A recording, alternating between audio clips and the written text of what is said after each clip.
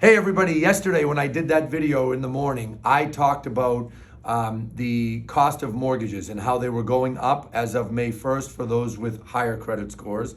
And it's pretty much to make up for those who had lower credit scores. And what I talked about in my video was how I thought we got that to stop. I thought that that was put in place May 1st, and last week on about May 9th, I thought that was completely repealed, and I misunderstood. And I wanted to come on here and film this video and get it out as a correction, and I wanted to own it. And I'm not going to go erase the video and put out written statements. I just wanted to come on camera and tell you all that I made a mistake on that. I should have been more clear on that detail. There is part of it that changed, and that's why instead of me getting into all those details, I wanted to bring the ultimate mortgage expert, Mr. Shant Panosian from Guaranteed Rate Mortgage, #1 mortgage broker in the country, who is going to help us break this down and make sure I don't put my foot in my mouth again. All right, folks? Shant, what happened? What's up, everybody? Thanks for having me. So, happy to talk about this. There's two parts to what was going into effect on May 1st. Some of it is already in place, some of it was repealed.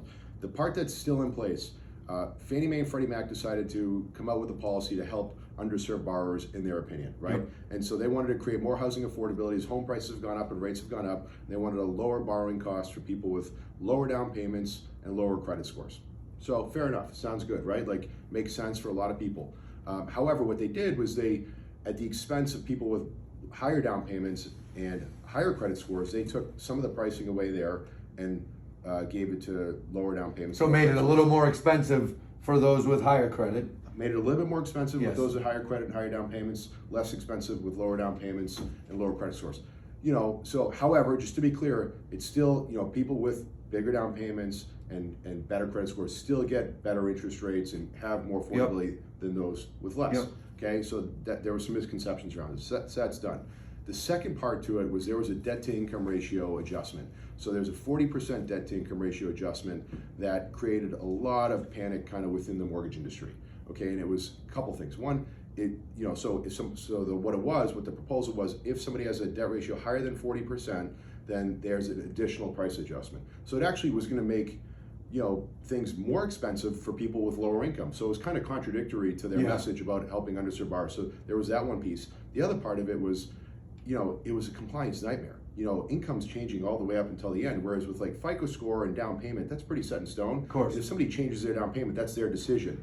But with income, you have an underwriter that's working it up, a loan processor, things are changing. And so to kind of figure out how to way to do this fair right up until the day before closing, where it could result in a either higher price for a borrower or a penalty for the lender, it got delayed till August 1st. That's right, and then what? And then it got repealed. Correct, and that's the part that I want to clarify. So last week, I heard from several people who said, they repealed it. I'm usually very good at verifying all of this stuff on my own by looking at the guidelines, or if it involves mortgage, I usually talk to him first. There's a confession for you all to know. I didn't do either.